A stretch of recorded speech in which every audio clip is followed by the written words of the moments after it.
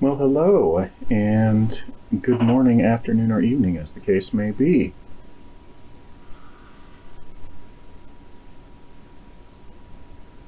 So, kind of a week have you guys had? Yeah, been a little interesting over here. You know, kind of the whole lit on fire. Little hard to ignore. That's not what we're here to talk about tonight, but you can't not. You can't. And I know a lot of you are already fatigued by this, and I get it. And I'm really going to keep it related to what is, what it means just for us. I'm not judging anybody at all about whatever position it is that you take on the whole thing. The player base, they're all going to have different perspectives on the whole thing. So I have no judgment, and I do not come to you with an attitude of arrogance. I feel that it would be pretty much irresponsible for me not to say anything. I feel pretty much that I can't stay silent. It's not like I want to go around different whatevers and talk about current events. It's just that I can't not on this particular thing. So I don't judge anyone else for their stance or choices or anything like that, and I don't expect anyone else to change the way they feel because of what I have to say. Yeah, I just have to say it. That's all there is to it. It's just about me and myself, and about how it applies to this group. You can do with it what you will. It's okay. But all that horse shit puts all of us into somewhat of an awkward position, because we now don't have a D&D game, depending on what the other DMs want to do, but I posted up until early last week. I was posting recruiting messages that said we were going to play D&D 5th edition, and now we're not. Because obviously I did not foresee this. So, if that means you don't want to play now, that's not a problem, obviously. That's completely your prerogative. It's cool. If you would like to play something else, I'll have a few ideas tonight. I will walk you through a couple of different options for character creation and stuff like that, and we can look at this and that system. We're going to look at what this means for Caesarea as well, because that fucking horse shit puts me between a rock and a hard place, just like everybody else. And anyway, I've been, for the past week, I've been just thanking my lucky stars that I haven't yet finished this and gone to publishing, because why. So what I did already was, the very first thing I did was just highlight the open gaming license and delete it. I do not agree to that. I have a lot of mechanics. I'll talk about this in my other video. I don't really agree that game mechanics are totally uncopyrightable. I'm not a lawyer, but I do work in the media industry. I'm about 8 years in the private sector and about 13 years in institutionalized learning. And I'm not a law person, but we do deal very closely with copyright law. So I would call my expertise on that above layman, but below lawyer. So that's kind of that's the weight you should put on what I have to say about copyright in a different video. So in my infinite wisdom, well, back up. I was of course, as you know, we were on hiatus for, I don't know, close. It's been, what is it? It's been going on 6 months now. I think it was like August was our last game. I took this time off partially just to decompress and de-stress. Wow, that turned out to, I was periodically posting updates. I don't know how many of you like I don't expect anybody to go through this book and read it word for word right now, and like we all know it's changing all the time, and so when I post those links, I'm just saying, take a peek and skim through it a little bit and see what you think. And if you have any kind of critique or any kind of edits that you want to bring up, or if there's, because like APAC is always telling me that telling me about game balance. He's really good with mechanics, so he's telling me about all the ways that I'm fucking the game up. And I know I am. I'm doing it deliberately, and you probably know in the last what is it, month and a half, 2 months, I've really been going at the mechanics, which turned out to be an unfortunate choice. But that's what I've been doing, and I'm going to use a lot of the philosophy behind what I put into that, but I'm not going to be using the same language and the same way of doing things. So APOC was getting ready to come at me with a flamethrower. I was all kinds of breaking the game, going crazy. Oh, there was another player too. He's like, what the hell? So I've got these things that I want to do because it's my world, but it in the context of 5e, it's like if I go too far, it breaks it. If I don't go far enough, it just feels generic. Use that line that I'm treading, and again, player fiat and DM fiat, and the balance between that. I believe yes, there's DM fiat, but you can totally go too far with that. There's player fiat as well, but you can totally go too far with that, and it becomes entitlement. Not that I've seen that, but I'm just saying it can happen. It is imperative. But that is not the purpose of tonight's amusements, and I'm going to try to avoid the topic. But how? I mean, you can't. It's just impossible. This is the temple of the god of luck. It's made up of these are the pews, and it's made up of circular pews where the faithful sit and listen to the sermon, and then they spin this once or twice during the service, and whoever is the winner of that gets like a luck blessing for a week. So, but that's all up in the air. Everything. It's all up in the air. I'm not in that. Yeah, basically not practically at all. I'm in a little bit, but some of my new races since the last time we played, I had been intending to scratch the lizard men and replace it with something else. I ended up with this race of cat people modeled after the Mayan jungle type of thing, and then they've got a few different castes, and their religion is pretty well laid out. They've got at the top of the caste the genial with a psychic ability. Each one in the world. They don't only exist in the Boanga jungle, but that is their place of origin. And they have this psychic ability. They're aware of every other genial's thoughts that exist, all of them at the same time.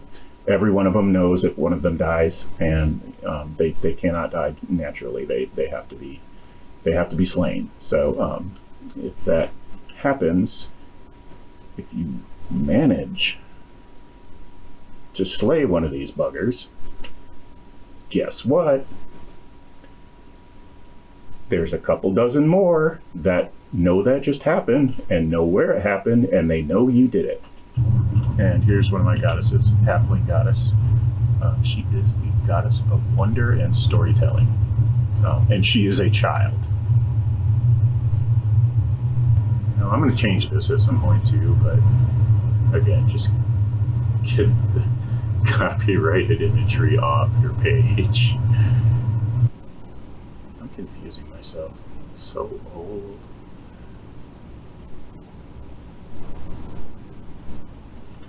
I'm so old, and I just can't fold fitted sheets.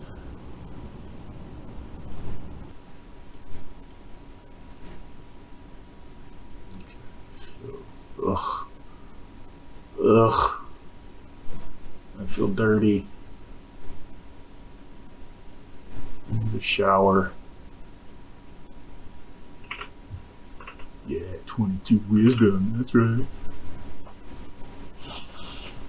So, and this is another thing about 5th edition that I'm kind of glad to be leaving behind, is this whole super character thing. It's just not what I'm trying to achieve, and it really can be reined into a point by house ruling the ever-loving dookie out of it. But really, I'm treading this fine line, and I went bananas for the past, whatever it is, 4 months, 5 months. If anybody, I was thinking, well, first of all, I was thinking I'd just burn these. But this is not the only 3 I have. I can't pick up all the books that I have in one go round. There's too many of them. Like any good GM. So, and I have 2 players' handbooks. This is the Tomb of Annihilation. This is the Sword Coast Adventurer's Guide.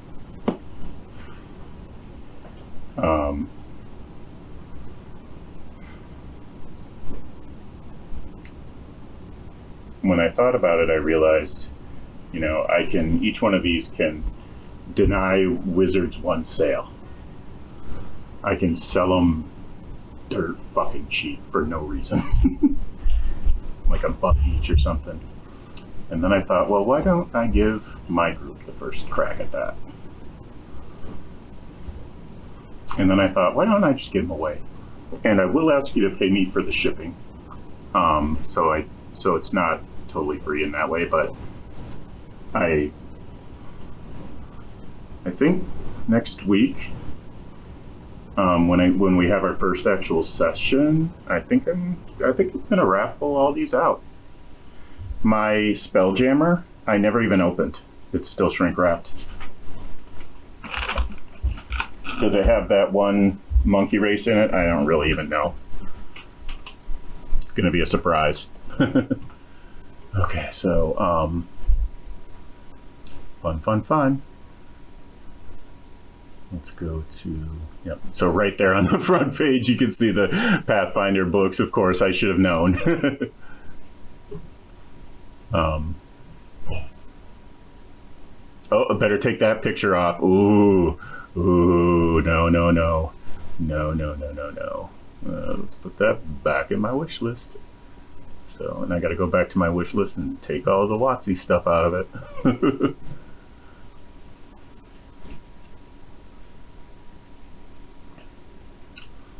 I would absolutely boycott D&D Beyond if I had a subscription or ever gave them any money at all, but they have never seen a dime of my money, so I regret that I cannot participate in that boycott.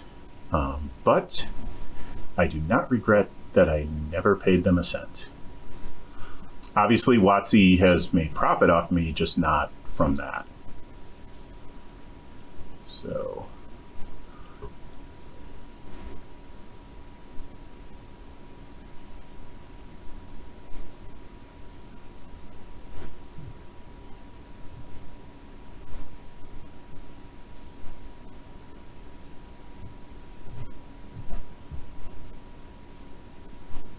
RPG rulebooks.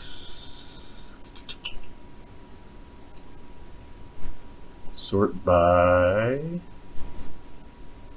Newest? I don't know. Unearthed Spoils. I'm not familiar with that game. I mean, there's a shit grab of RPGs, so... And the board game market's kind of funny right now. There's just like a fucking planet of board games right now. You could play 25 board games from birth to death and not play all of them. 25 board games a day is what I meant.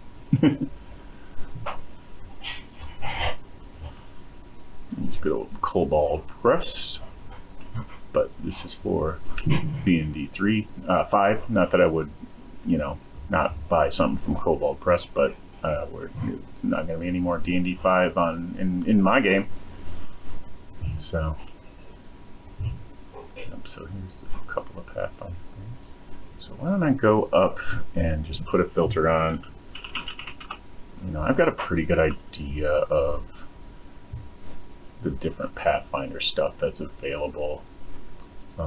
There's Pathfinder 2nd edition. I think there's a few Pathfinder first editions things. I was pretty sure there was. Maybe they pulled them. Maybe they're deprecated. Starfinder is still pretty much first edition. It has not moved to a 2nd edition yet. So they have rifts with the system Savage Worlds. I don't know, but maybe they don't really have a campaign setting that is just for Savage Worlds. Maybe it's just mechanics. I don't really know.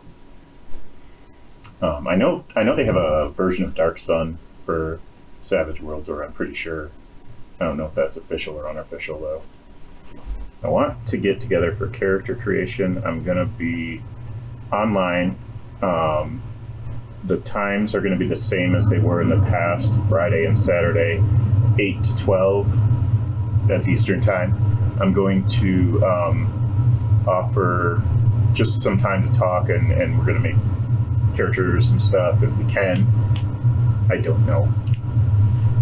We can talk about maybe what games you might want to play, if there's something that you're super into. Because short term, I don't know what the plan is at all.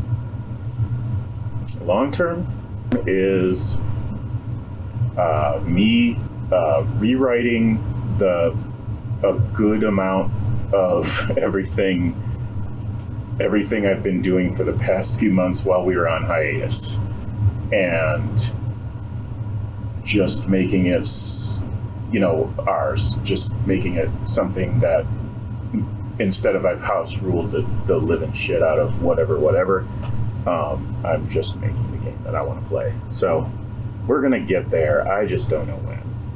That's a long-term goal. If you want to continue to play on my setting, we can always try to see what kind of mechanics to apply to it. If you just want to play, like Rifts, Rifts is its own setting.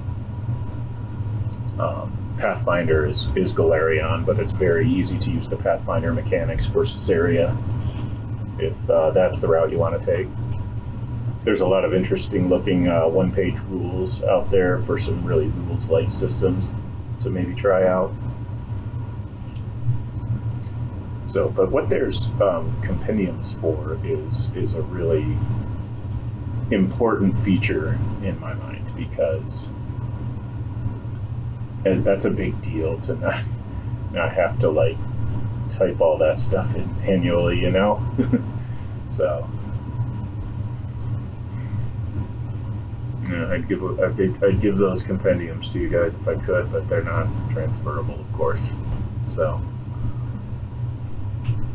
if you DMs want to use my resources, I can put the game on my account and log you in and make you the DM. So yeah, I mean you join the game and I make you the DM. I don't log you in. That's not what I meant. Okay, whatever, cool. So I'm gonna close that. There's Hero Lab. I'll show you the web page for that just real quick, and then we're gonna call it a night. Okay, I think it's like Wolf Lair. Let's go ahead and just do Wolf Lair. Lone Wolf Development. That's one word, wolf lair. So on their front page, I think they've usually got the online stuff, because I think it's been that way for a while. They're pretty much... No? Okay, the front page is just a splash page. Okay, never mind that. So Hero Lab Online is a... And they do have a free version, or you can get more if you pay some, obviously.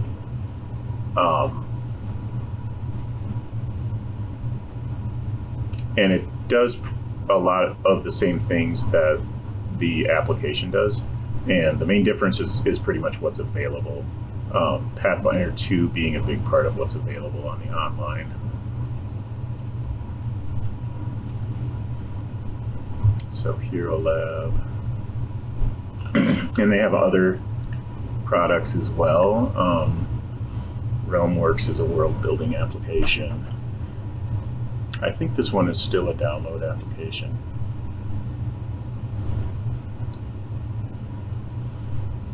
And they've got this thing called Army Builder.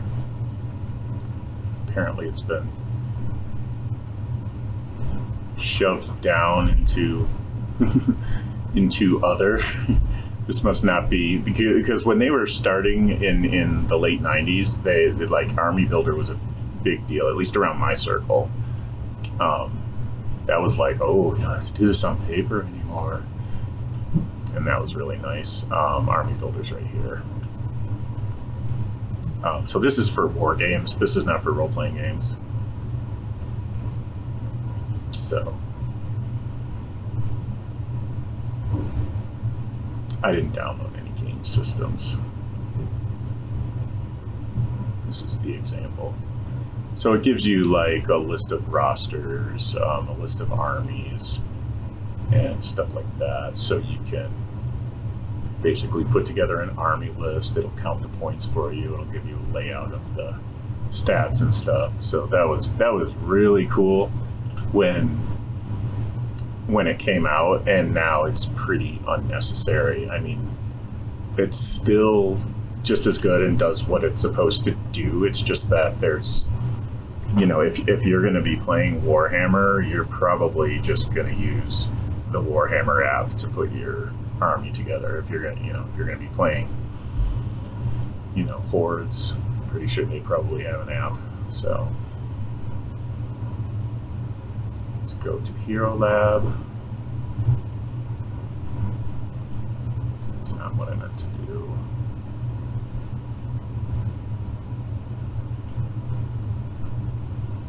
Pathfinder 2nd Edition, Starfinder, and this is the one I was forgetting, is Shadowrun 6th. So I think you have to pay to add some or all of that in, and I'm not really certain on that, but maybe the subscription covers your core and then you have to buy more, or maybe the subscription, the bigger subscriptions, you get more and more. I don't remember, but anyway, you can read that. I was going to stop yakking, so let's actually call it a night, and I'm going to quit my stream.